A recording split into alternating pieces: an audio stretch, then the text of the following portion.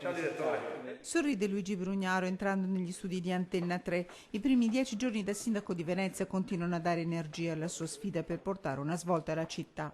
Prima di entrare nello studio di X News si racconta con voce franca: a Cafarsetti la situazione non è facile. La situazione del comune è complicata. Io sono abituato a lavorare 16 ore al giorno da quando sono piccolo, per cui c'è di peggio, insomma. Se uno va a lavorare in miniera probabilmente è peggio, insomma. Non la vedo una cosa così drammatica, insomma. Vedo c'è un grande entusiasmo in città. Nell'entrare nello studio Brugnaro racconta l'entusiasmo che continua a raccogliere dai cittadini. Prego sindaco. Come suona sta parola, sindaco? Sono proprio un cammino basso, cioè.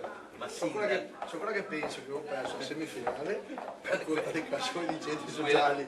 Democrazia partecipativa, rispetto degli impegni presi con i cittadini. La Giunta, lunedì. Per quanto mi riguarda e per quello che vedo attorno c'è molta serenità, insomma, non vedo nessun problema all'orizzonte. Certo, dobbiamo chiudere, io spero entro lunedì di chiudere la Giunta, intanto dobbiamo convocare le elezioni per la città metropolitana, consiglio comunale, prima riunione di Giunta, prime delibere, è già tutto.